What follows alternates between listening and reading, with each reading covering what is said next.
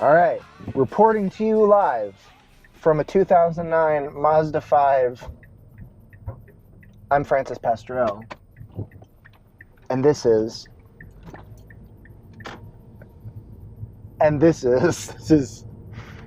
Drivin. Oh, I meant who are you? Who are you in my car? I'm Nedzer. This is Nedzer Errorless. Yep. And this is Drivin Movies, title pending. This is the show where we drive around, sometimes after we've seen a movie, sometimes just after we've had a little bit of distance from the movie. We just need to talk about it. The movie we are talking about today is Deadpool 2. Deadpool 2. Now, typically, the reason why I like talking with Ned about movies is because we tend to see eye to eye for a lot of the same reasons. Whether we think something is garbage, whether we think something is outstanding, we tend to come to a consensus. But even more intriguing are the times when Ned and I have no consensus. Indeed. One might say vehemently disagree. Yes, and this is one of those such cases. It's a very unworthy follow-up to the first film. Very unworthy. Unworthy? In fact, I might even say disappointing. Overall, it's a very disappointing follow-up to the first film. I feel like unworthy would cut me deeper as the creators than disappointing. One of the things that I was dreading going into this film after seeing the first film was the degree to which we would see, some of the more juvenile, toilet humor-y type jokes, or rather type comedy.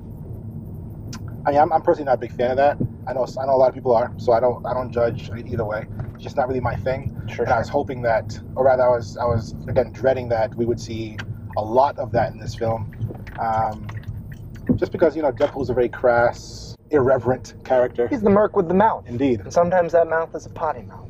Indeed, and there's a lot of potty in that mouth this time around. So on the subject of humor, yeah, for me, one of my favorite comedic scenes in a movie in a long while was the parachute scene. How did that strike you? I hated it. Really? Absolutely. Oh my goodness. I hated that scene so much. What did you hate about it? I despise it. I like the recruiting scene. I like the recruitment leading up to that scene. But the parachute scene itself, it literally, I almost walked out of the film at that point. Yeah. Like I almost pulled a Suicide Squad and walked out. You walked out on Suicide Squad? Oh, absolutely. Who didn't? I couldn't. I was on a plane. You have this recruiting, montage where they put an ad in the paper or whatever, and they're trying to get these members to assemble this X-Force team. X-Force, by the way, has a long history in the comics, And again, the idea of the movie, a huge element of this film was this idea of bringing these other mutants or humans, people with powers together. Yeah. That's very exciting. That's very exciting to behold on screen. What are the special effects going to look like? What are they going to do? Who's going to be, a part of the team, etc. Then they have this parachute scene, which undercuts all of that. We don't get to see anything from this team. Nothing. As soon as they recruited, and they signed on the likes of Terry Crews, like as soon as Brad Pitt, as soon as they recruited, they die. They die. It's like, what are you doing? And and I think what irritates me the most about that is that, it was clearly done as a gag. Okay, this it was. I get the joke of it. Like I see what they were intending to do. But I feel like the opportunity cost for that gag was too great. Too great. So for the same reason you loathe it, I loved that scene. And so I'm also somewhere like I loved Last Jedi because it took expectations and hurled them out the window. It took canon, hurled it out the window. Took everything people had been wanting to learn about from The Force Awakens, all that intricately built universe, and just took a poo-poo on it. And with that particular scene, it just took that whole conceit of like, we're building the team, we're building out the universe, we're expanding the universe, and just, again, pooped on it, literally. I couldn't stop laughing.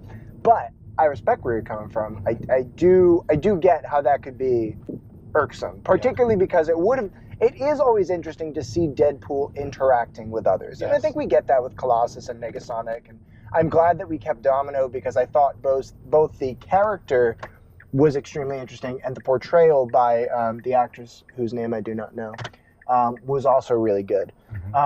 Something you... Oh, sorry. Because I think it's important to recognize, too, like, what makes Deadpool so awesome is... I mean, his is how he manifests his personality. Yeah. That's brought out in interaction. You couldn't have a Castaway featuring Deadpool. No. You know what I'm saying?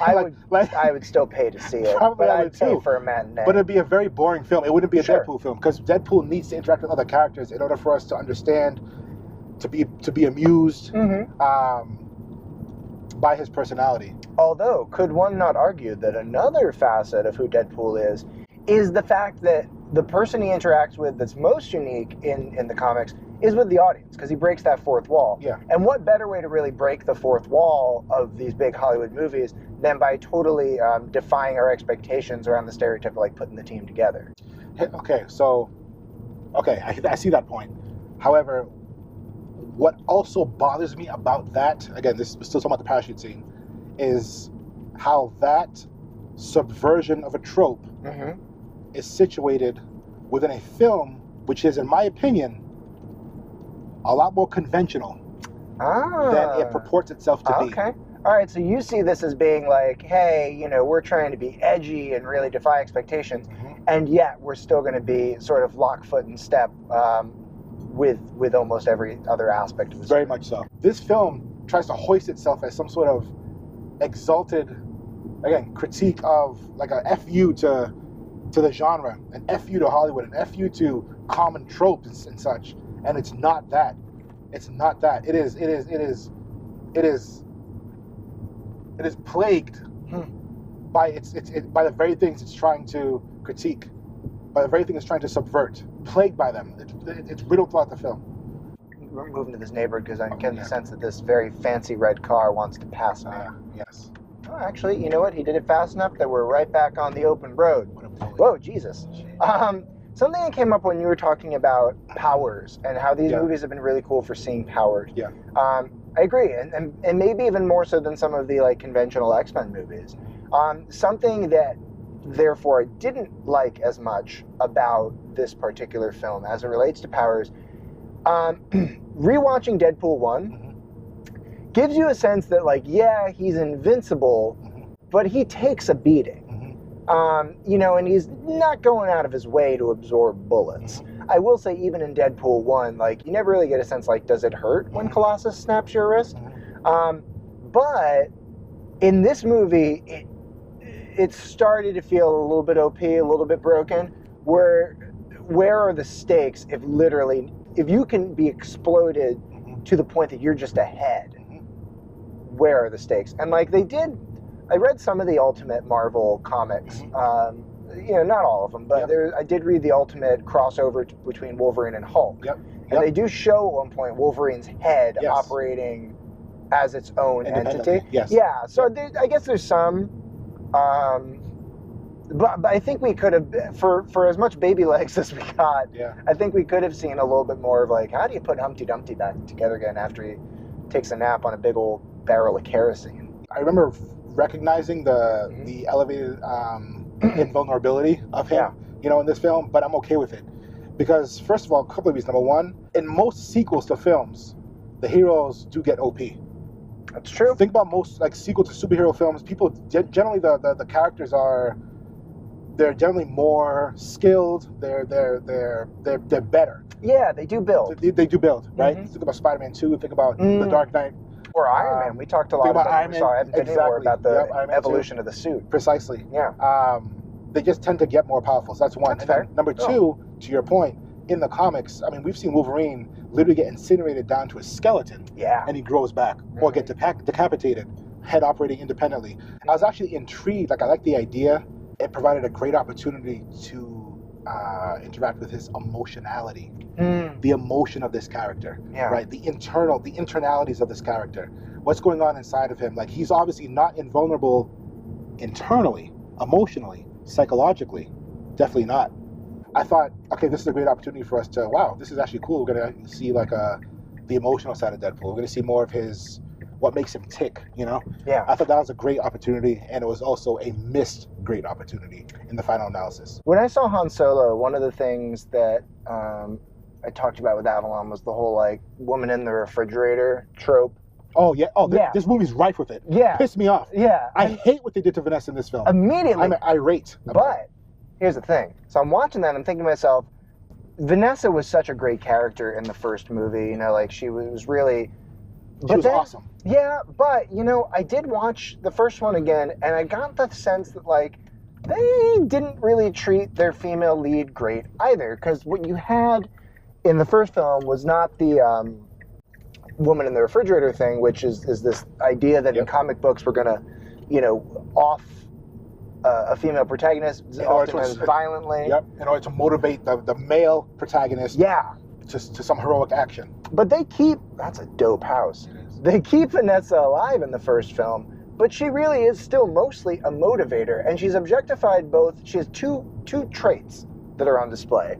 Her trait as a nurturer and as a sex object.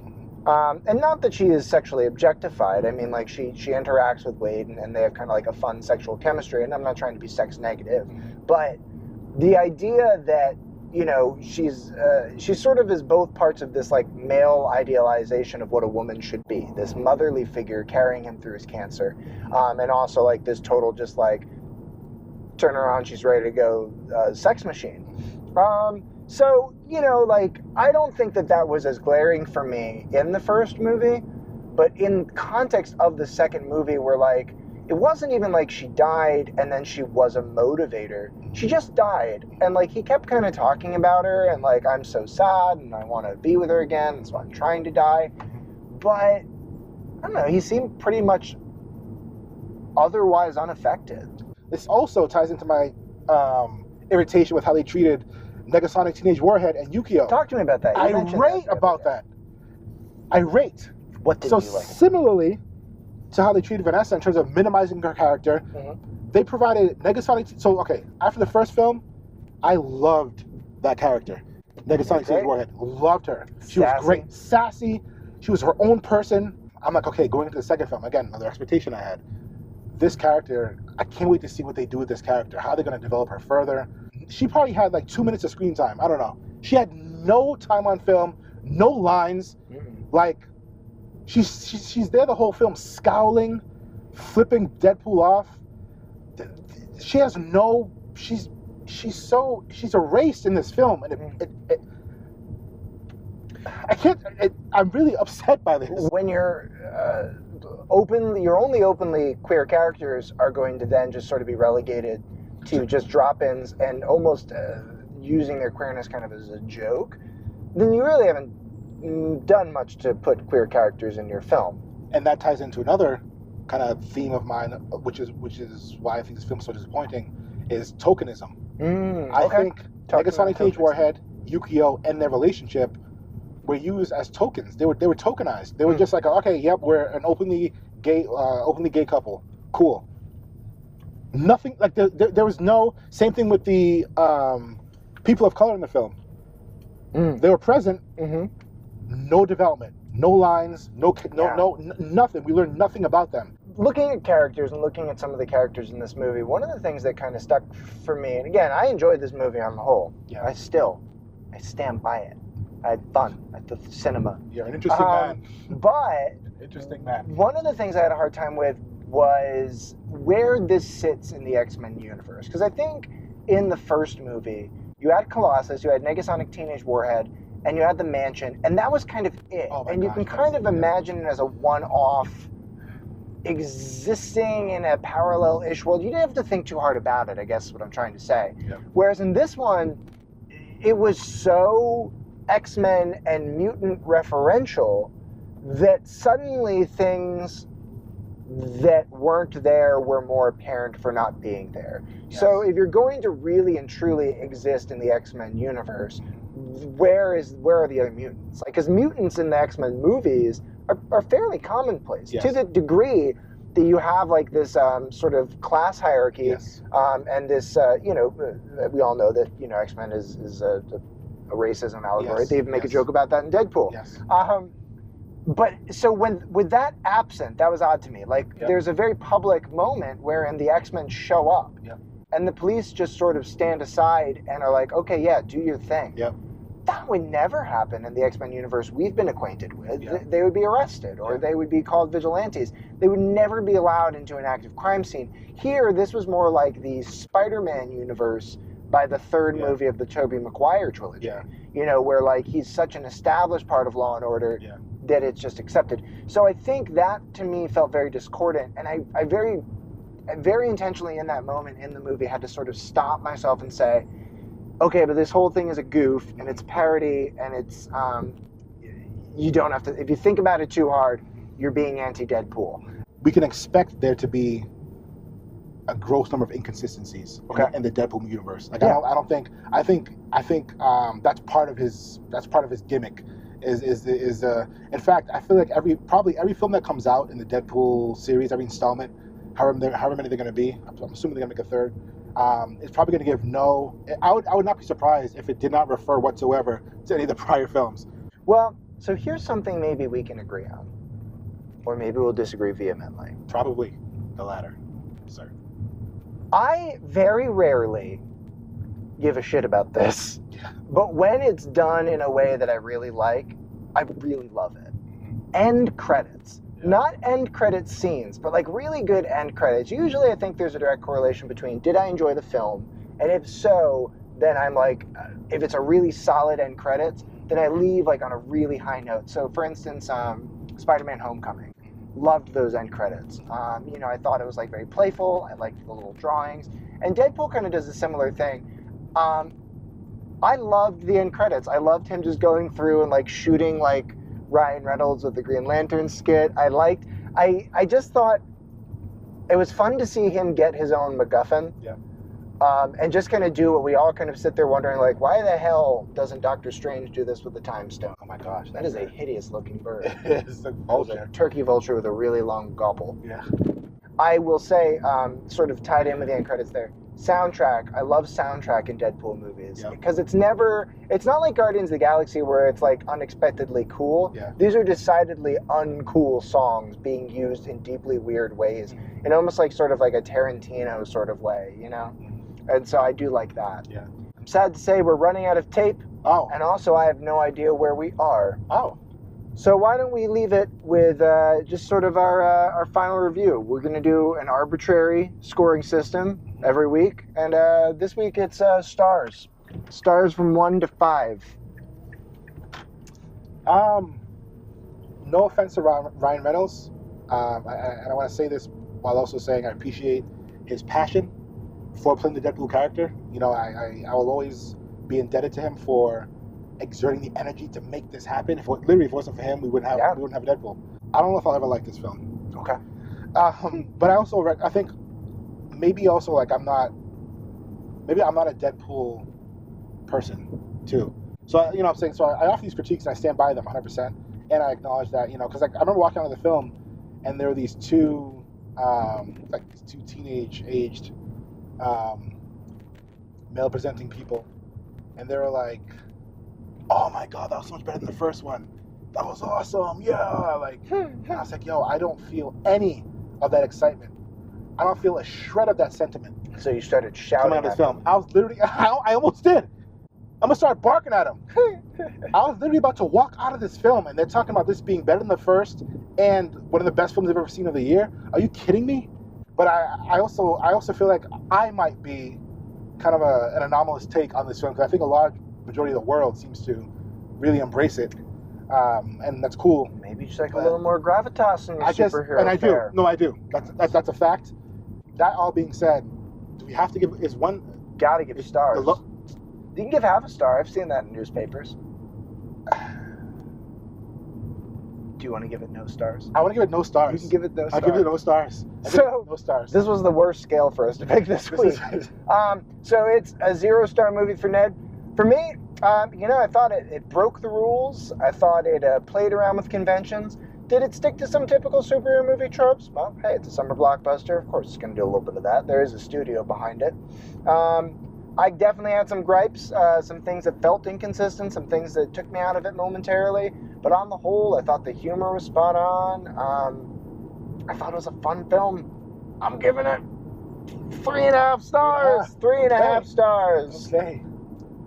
This might be probably the biggest divide. We You can and only I. hope. The biggest rift between you and I. Well, coming up, Cinematically. the next film that we're going to see is going to be Jurassic Park World 2. Jurassic World 2 Park. It's going to be heinous. And so I think we'll have some solid... I don't know what I'll do if you walk out of that movie being like, that was the best thing I've ever seen. I can't imagine Chris it. Pratt is a We'll national see. treasure. We'll see. But we shall see. We'll see. All right, onward to the Gateway Mall to buy apple cider vinegar. Yay. This is Francis and Ned signing off.